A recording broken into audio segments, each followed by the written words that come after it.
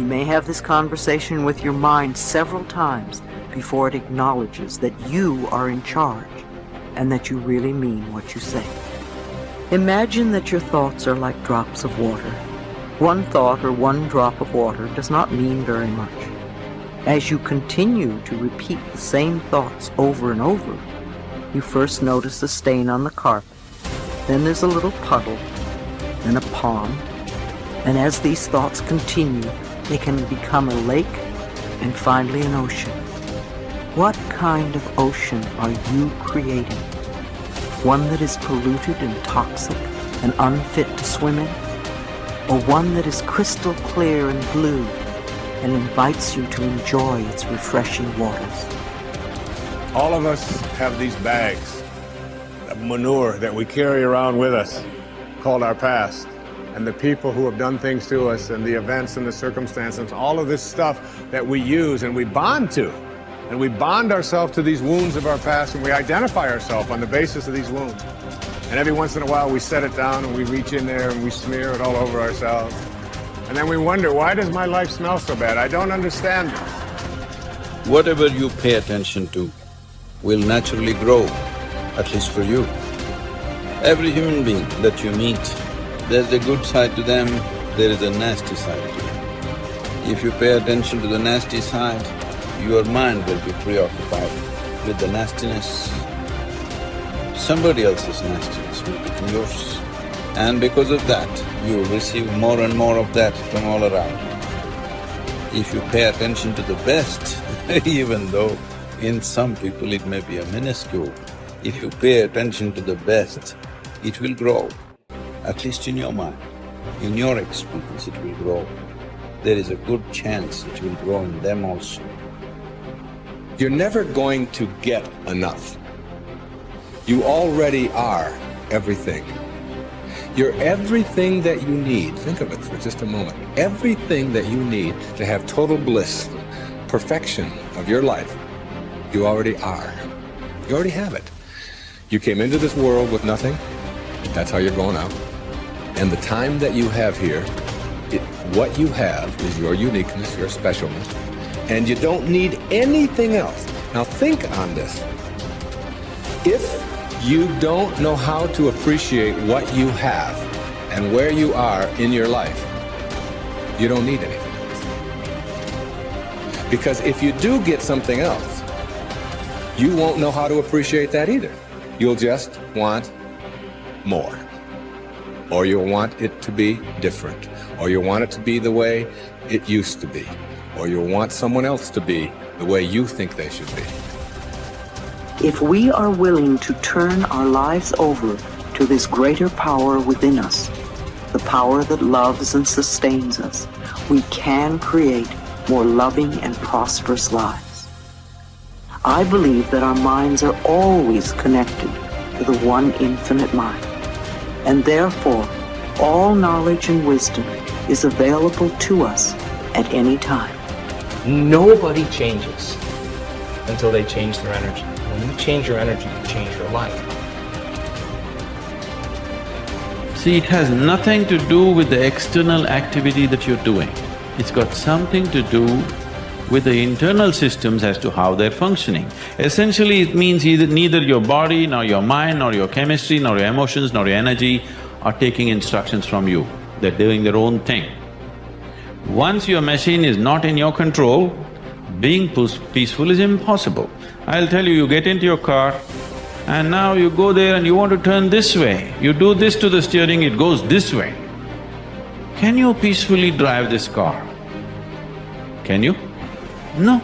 Anxiety is natural, isn't it? This is what has happened to your vehicle. It's out of control. You've never done anything to find out where the steering wheel is, first of all.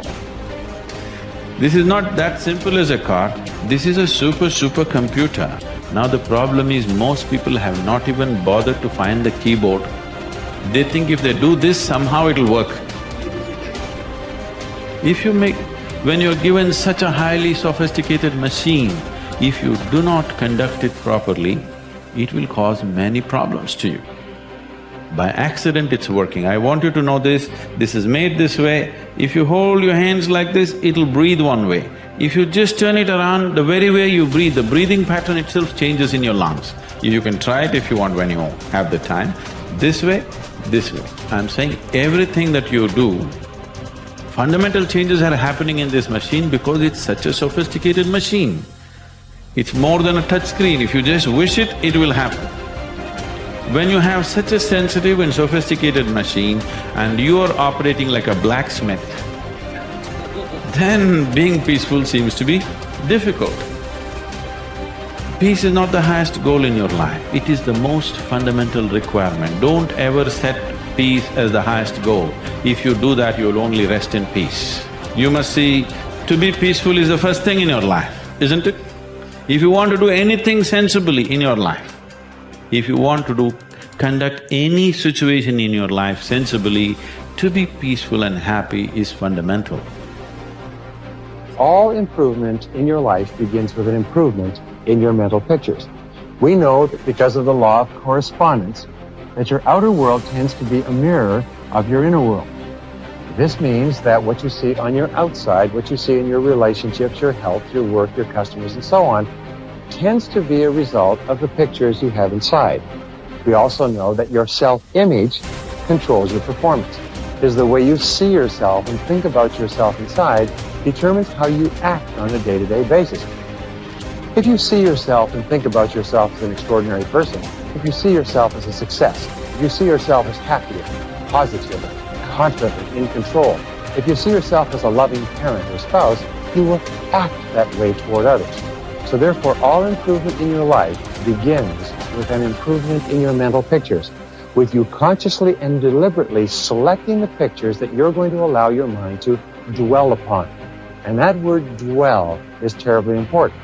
When you dwell upon a picture, your subconscious mind, just as with affirmations, accepts the picture as a command and goes to work to bring that picture into your reality. It's the most phenomenal thing. Your subconscious mind controls your reticular activating system or your reticular cortex as well.